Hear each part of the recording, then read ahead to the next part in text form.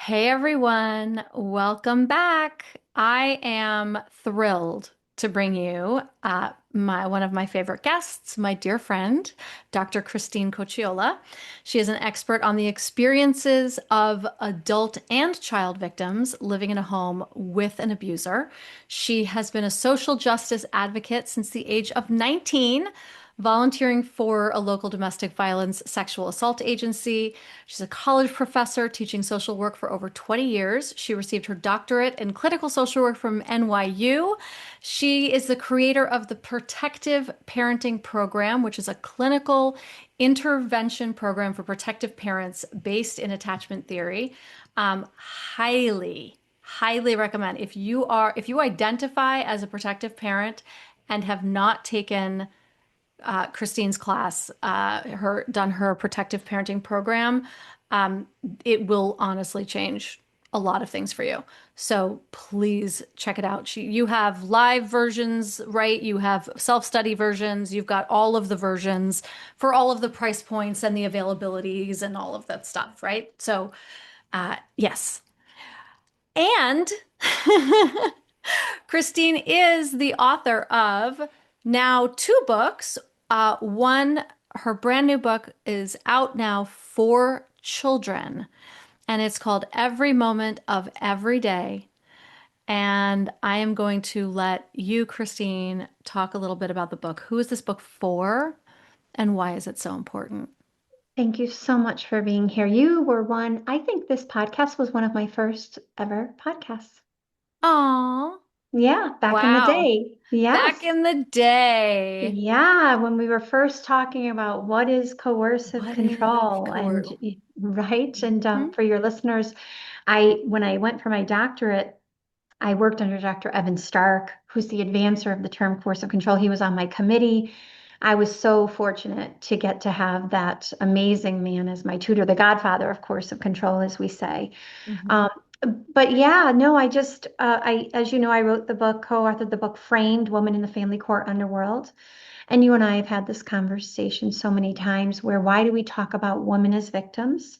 Mhm. We know that men suffer abuse. We know that. No one's denying that. But we live in a world where the amount of women and children who are in so many ways more vulnerable and harmed, it's almost like, I talk about this in my TEDx. It's like we talk about breast cancer, no one gets offended that women suffer it at a greater rate, right? Right. Men get it, Yeah. but yeah, exactly. But but men will go out and walk in a pink shirt and in a pink tutu for breast cancer, right? Won't they? Exactly. It's Right. not offensive, but the That's moment we right. start talking about domestic abuse and controlling dynamics in relationships, there's a little bit of a defense that comes up. Like, well, what about the fathers? What about the men? And Yes. That's right. so my work is primarily it's with protective parents, as you referenced. I do have dads. Many of the dads I work with are gay. They're in oppressive relationships with other men. Yep. And so I wrote this book for protective mothers, and the same situation with Framed when we talked about women in the family court underworld. If we don't recognize that the systems are based on patriarchy, that there is inequality. Yeah. Oh, what does it I'm wearing say? my Fuck the Uh, Patriarchy necklace. I Yes. love it. I love it. Yeah, this idea that there's systemic coercive control. We're seeing this on the grander stage right now with the Epstein files. It's systemic coercive control. Yep. And we're silenced, and in general, women are silenced at greater rates. So anyway, I decided to write a book for protective mothers, and the book is really a book for children who are, it could be for anybody divorcing, by the way, anybody at all. But if a kiddo is afraid to go to they don't want to go, mommy, I don't want to go, or when they're coming home, they're dysregulated, it really gives children the language of how what they're experiencing is okay, it's normal, and that when they come home, whether I say, and sometimes when it's time to go, I maybe cry and get angry, but really I'm just sad. This little girl is just sad, right? And Yep. he says, my body feels uncomfortable, my belly or my head, or maybe it's another part of me, something feels bad. So we help them to understand what they're feeling in their body. Yeah. Yeah. and then how a protective parent can meet them where they are. What Mm, is it that I need to do differently so that when my child comes home dysregulated or when they don't want to go, how can I truly be attuned to them and yeah. then help them like there's a way to help kids heal when they're feeling really dysregulated. So I wanted to get something like a little handbook, a little book out for It's protective parents and mothers in particular. it's so great. And I love that it's helping kids identify their feelings, right? Because I love that just even that passage that you read just now, it's like, yeah, I do get home and I'm angry and I throw a tantrum, but yeah, right. And because kids don't know what is happening to them, right? Mhm. And so they God love him. I remember my son when he was going through puberty. Like this has nothing to do with our divorce or anything like that, but he was going through puberty. He was like 11 years old and he was just surging with all these hormones and he just screamed one day, "Mommy, Mommy, I'm so angry all the time. I don't know what's happening to me." And I was just like, "Oh, oh, beautiful." Right? This is what's happening to you, right? They have all these feelings, but they don't know why. They don't know what's Mhm. happening to them. And it's our It's so job to true. name it, right? And so and the sort of differentiation of a book is sometimes so much easier for them to connect to, right? Yeah, yeah. Children will show us how they feel before they tell us Mm-hmm.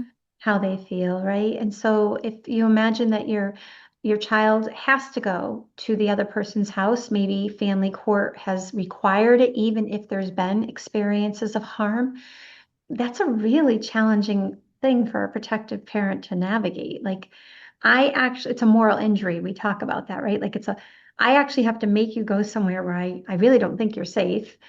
And by the way, I can't tell you that I don't want you to go because if I tell you I don't want you to go and that gets reported back to the court, I'm going to be in trouble, Right. right?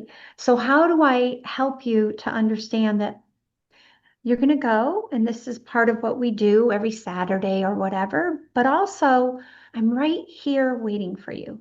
Like every moment of every day, I am just right here waiting for you. And when you come back, you can come back any way you want.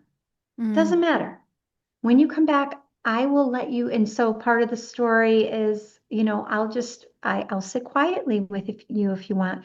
We can read a story. Um, we can make a pillow tent and hide. We can dance because some of the things that I try to share in the book are they're somatic healing experiences.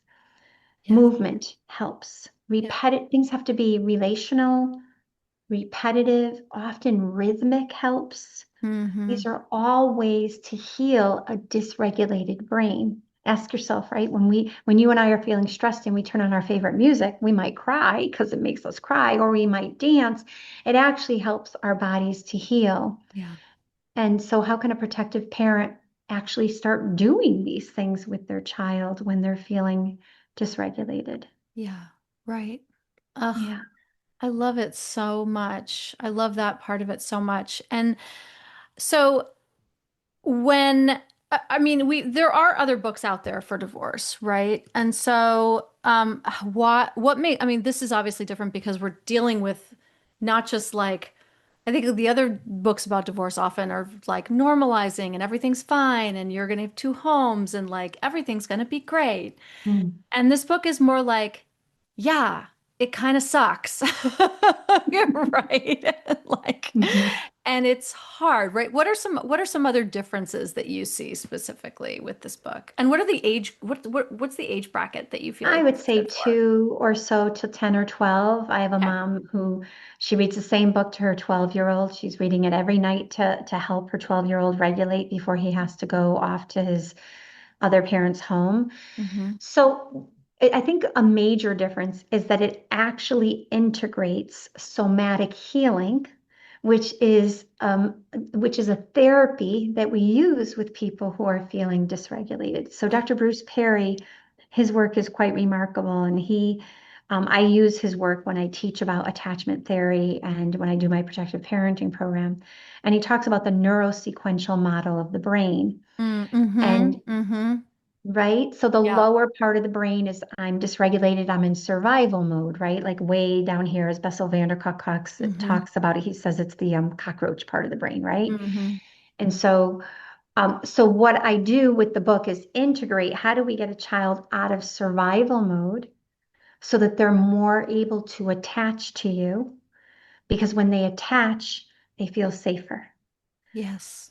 And so it's all comes back to attachment theory and somatic healing being integrated together. So the tools that protective parents are getting from this very simple book is exactly how to do that in Yeah. those moments. So Yeah. brilliant. So absolutely brilliant. As I mean, everything you do is brilliant. So what are some of can you share some of the somatic strategies? I know Yes, that sure, you just sure, talked about a few of them, but I'm curious about some others. sure. Um, the mom says, when you come back home, I'll be waiting here.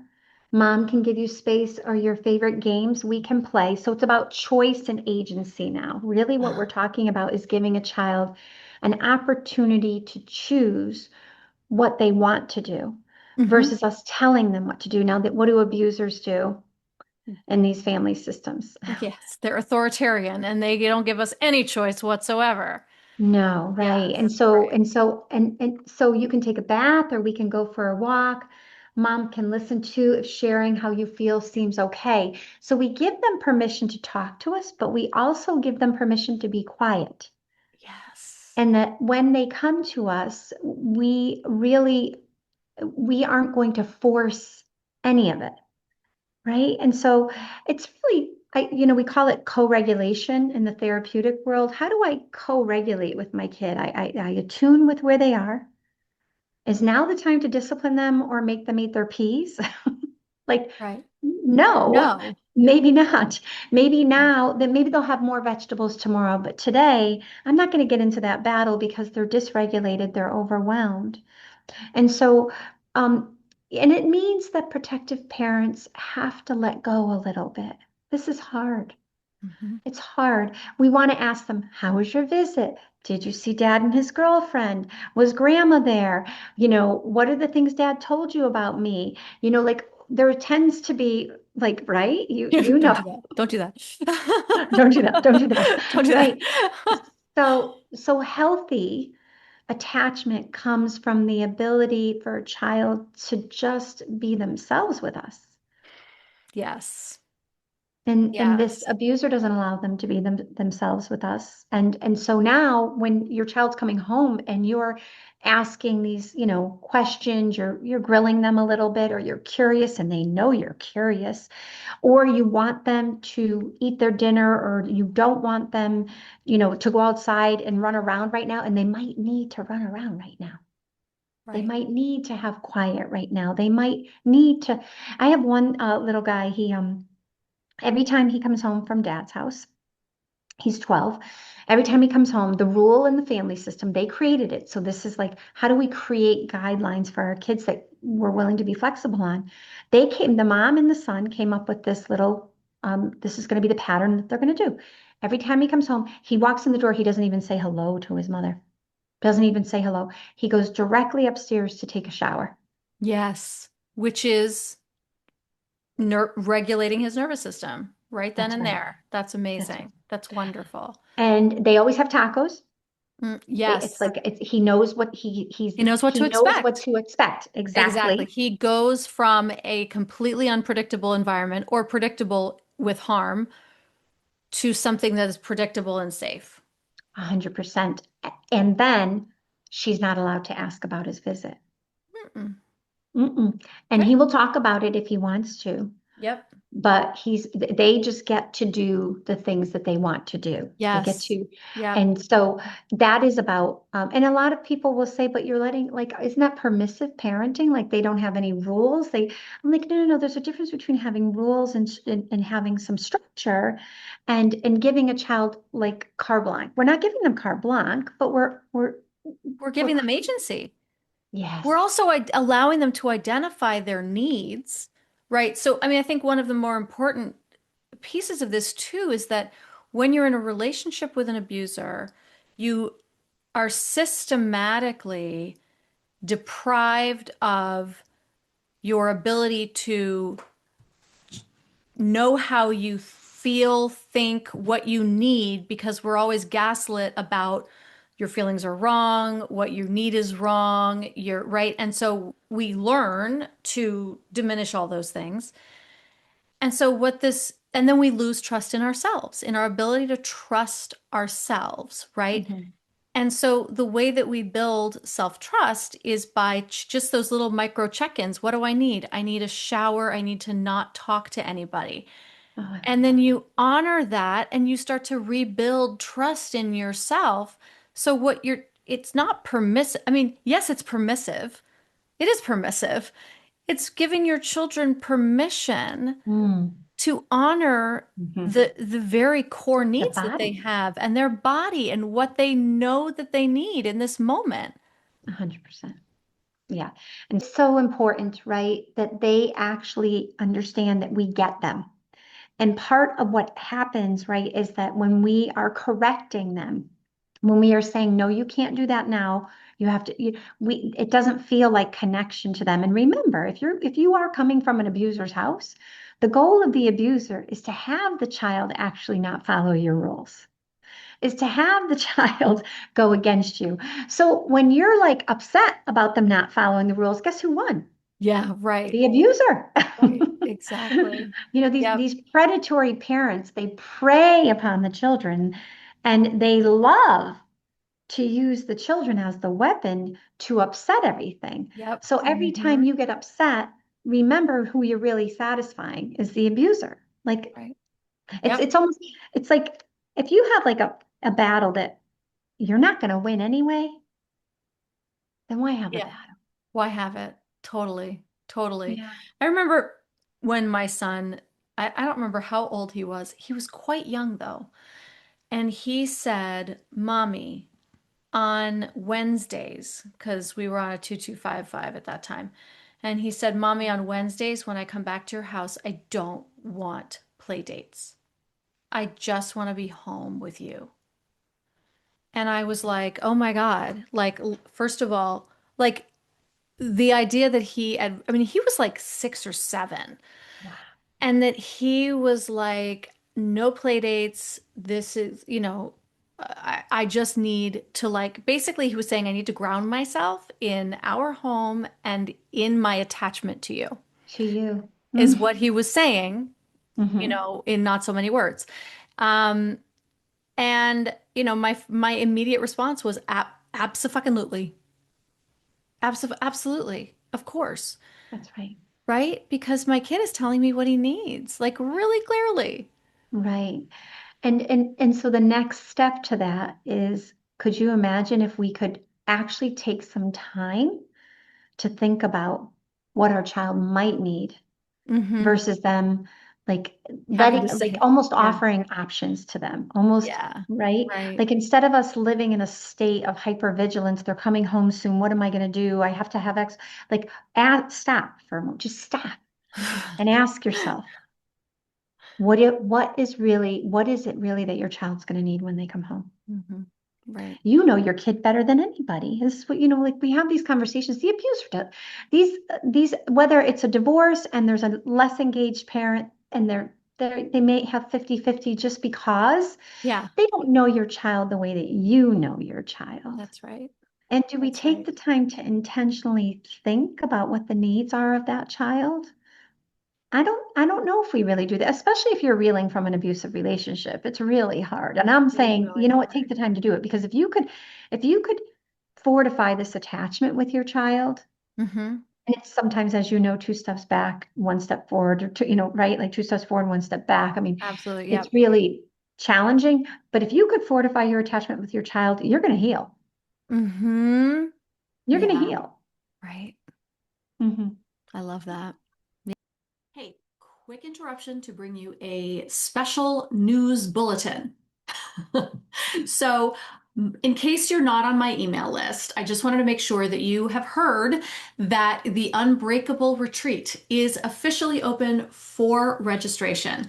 This will be my third time hosting this retreat, and I am so excited to bring it back once again to Sedona, Arizona, this September 10th through 13th. So, Unbreakable is my retreat for women navigating divorce, healing from painful or high conflict relationships, and wanting time away from the noise of divorce and all of the things to reconnect with themselves in a deeply supportive and intimate setting.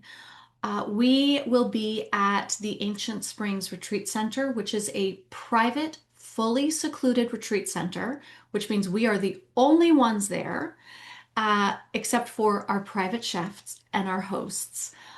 So we have private chefs that create the most incredible meals for us. Beautiful surroundings. There are animals on the property. If you like horses and goats and dogs and cats and God knows what else, they're everywhere.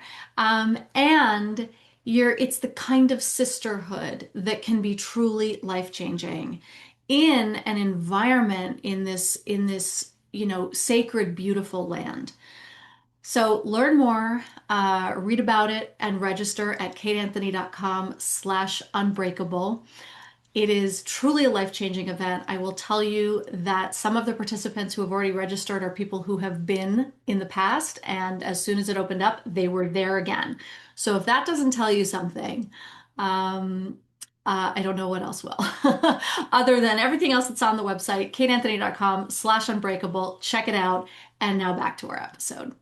There was something that we were talking about before. I want to switch gears a little bit, unless there's anything else you want to say. I mean, the book is about, I mean, we'll come back to the book, obviously, I think throughout this conversation, but there's something that we were talking about before we hit record.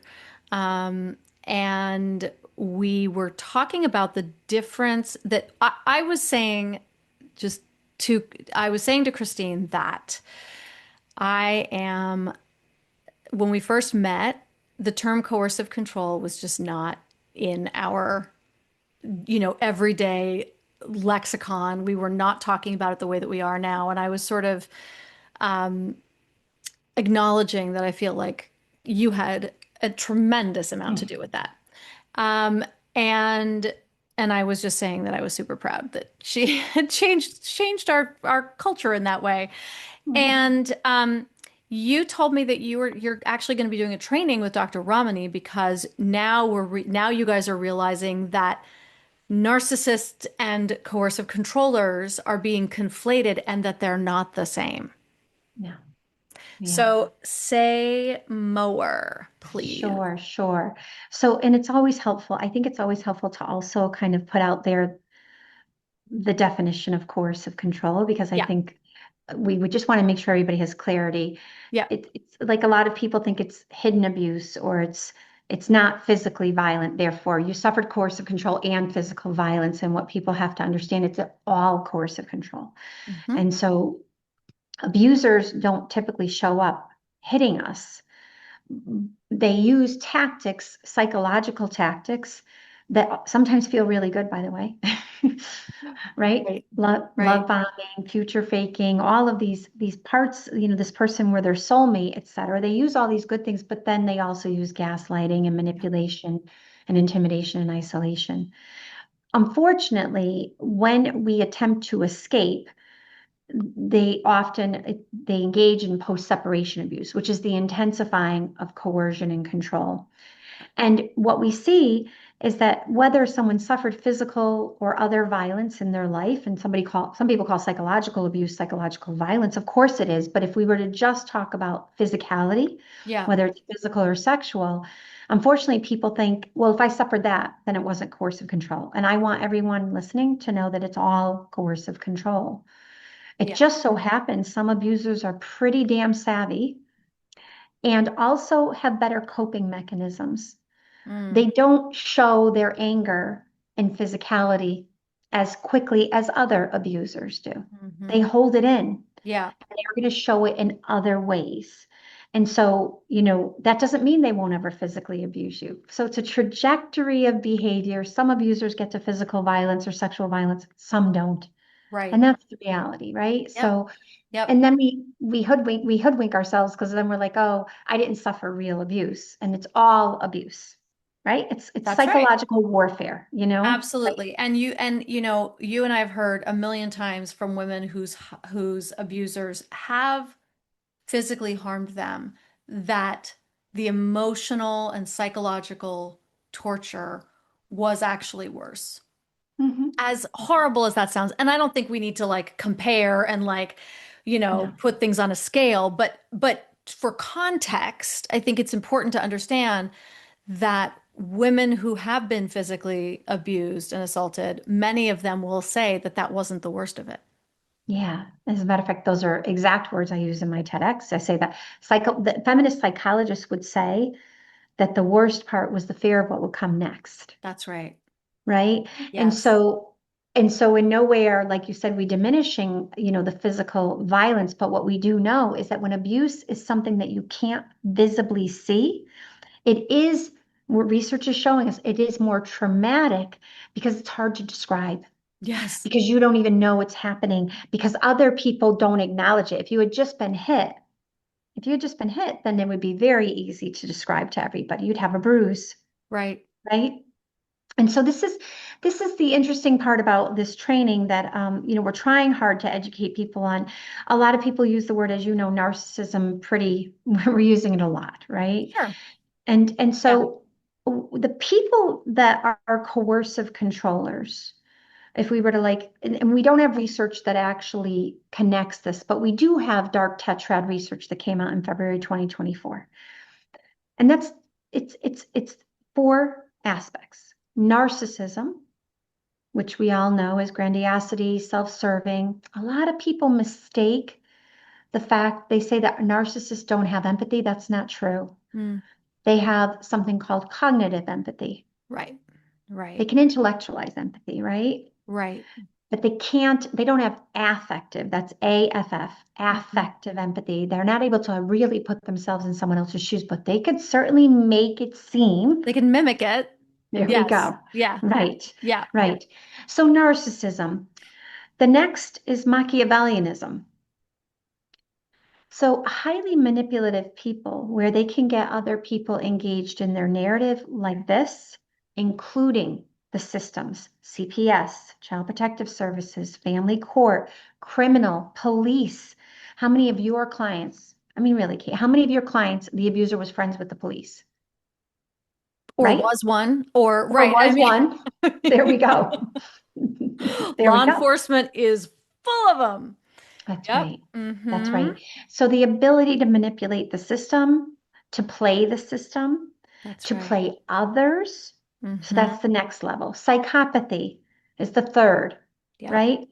And people are like, the willingness to break the law, or, and people say to me, well, he didn't break the law. I'm like, well, did he stalk you? Because that's breaking the law. Mm-hmm. Is he tracking your Right. phone? That's breaking the law. Is he recording you in a one state recording state? That's breaking the law. Like, we have to really consider that Right. these abusers have already been breaking the law. Right. And what makes it so infuriating is that the law then doesn't consider, you don't have enough evidence, right? Nobody's actually enforcing these laws. And so therefore we think like, well, it's not actually bad enough. Well, by the way, it is. It may not rise to the level that of the amount of evidence and whatever that you need to prove it in a corrupt, fucked up system, Hmm. but that doesn't make it legal or okay. No, no. Yeah. And so that's like, when we think about the pain of a victim, not Hmm. only are you dealing with someone who can't truly empathize with your experiences, probably using vulnerabilities against you, Uh-huh. mocking you, self-serving. right? And when that self-serving is occurring, every single victim of abuse has suffered, 99%, every single victim has suffered financial abuse. So Yep. self-serving, right? Right. And then going to this manipulative where you know that people are hearing things about you, you don't know where they're hearing it, or you know that there's an untruth out there, or your children are coming home and they have a false narrative about you. And you're wondering why they're dysregulated and overwhelmed. And then this whole psychopathy part where they are breaking the law. They've been breaking the law. They're not following parenting agreements, breaking the law. They're in contempt of, they're not paying child support, breaking the law. Yeah. And then the last one is sadism. These individuals, the coercive controller, not all narcissists are coercive controllers. Right. All coercive controllers are Are narcissists, narcissists. Machiavellian, have tendencies to break the law, and also are sadistic. They actually enjoy inflicting harm. Right. Right. And that is such an important now it's such an important distinction. I was going to stop myself and go somewhere else, but I'm like I'm in two places at once. One is it's an important distinction because um w the coercive controller, because of the sadism and the psychopathy that they're actually getting off on it, it's a very different uh way that you have to deal with them and operate inside of all of these Mm. systems with them, right? The narcissist, yes, that too, right? But they're not actually out to harm you necessarily, right? They're the benign, the more benign, I think, half of the spectrum or something. Let's say if it's a spectrum, narcissism from sort of more benign to NPD, right? Tell me if you agree with this, Christine, because you're the expert. But it feels like the lower end of that spectrum, they're trying to get their needs met.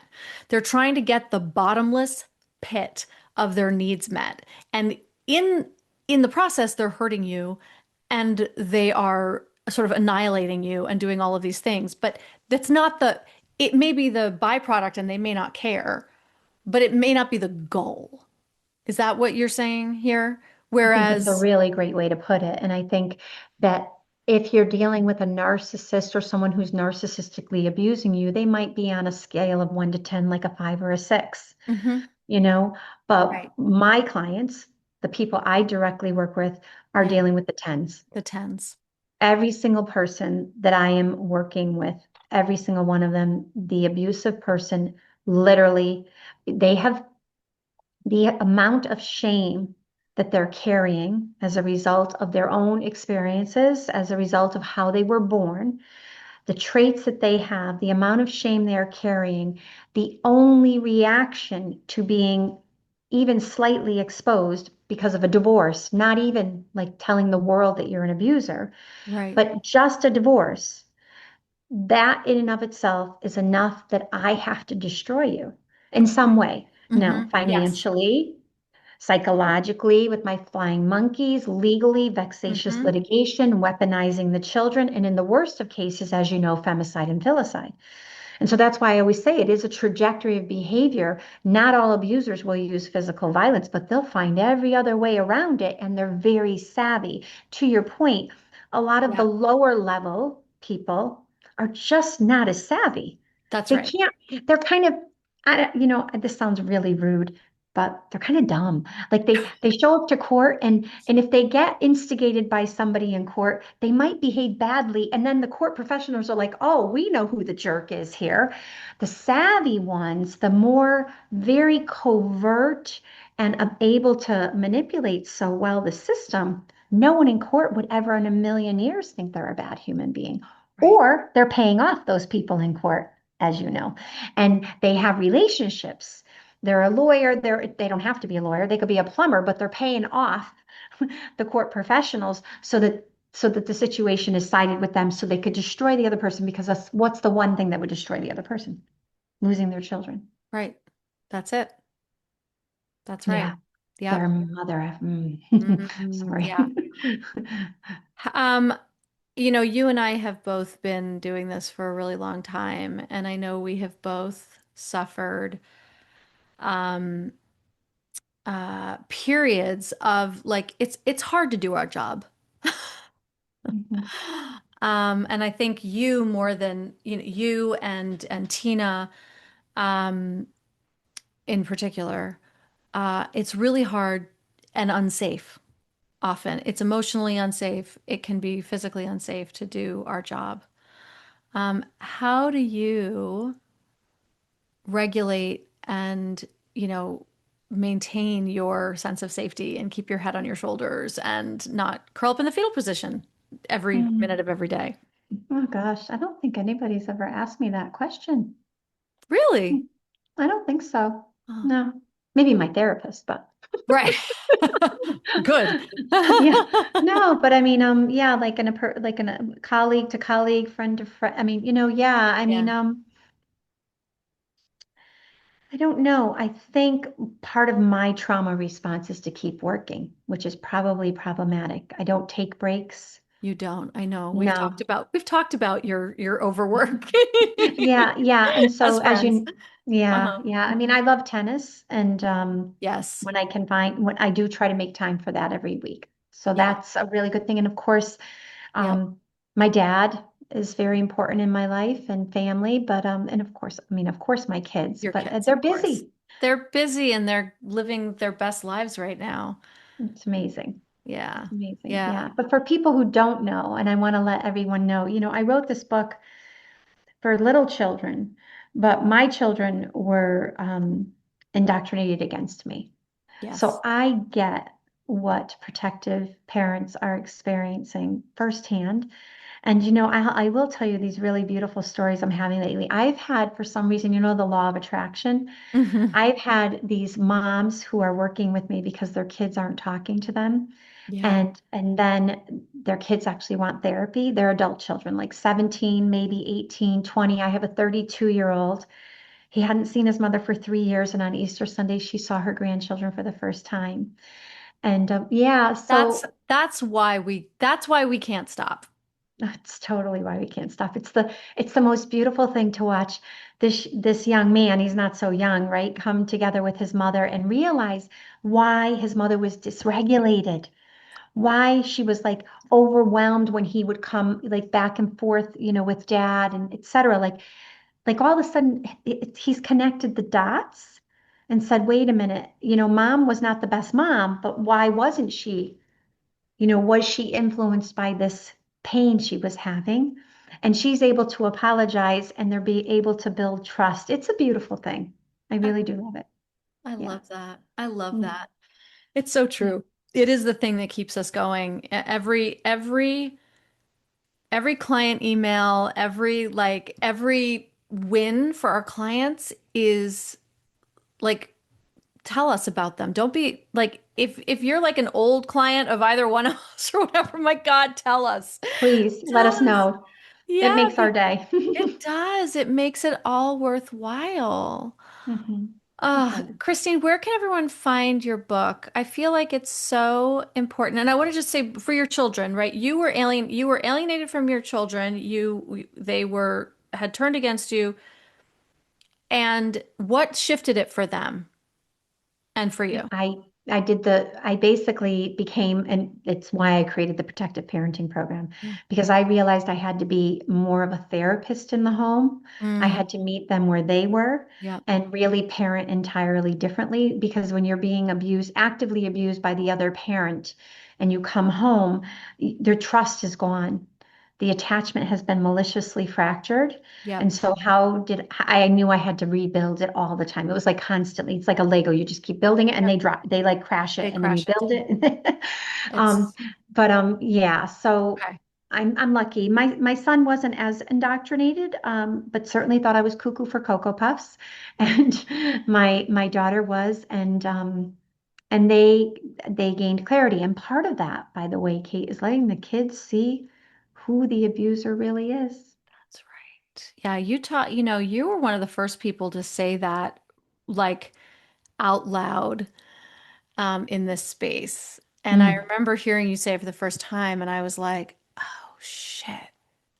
That, right? One of the things you said is that never, ever, I remember you saying this to me and I was like, I fuck, know what you're going to say. never, ever say, but your dad's doing the best he can and I know he loves you. Because we don't want them to equate that behavior with love because that's how they get mapped to like be abused, So true. right? And I So was true. like, oh, fuck, Yeah, right? it's Yeah. part of our training has always been never put children in the middle, never like disparage the other parent. We never disparage the other parent. We just don't have to elevate them. Stop elevating them. Right. And and we can validate their feelings. Like Oh, validating telling our children like, "Oh, your dad loves you and he's doing the best he can," and like whitewashing the abuse is gaslighting our children. you're brilliant. Absolutely. I'm You not, are and brilliant. So yeah, well said. well, that was probably directly from you, my friend. So, like, we can't do that to them. We have to name it and say, like, actually, yeah, you're right. That's not okay. I'm so sorry your dad did that. So sorry he Hmm. said that.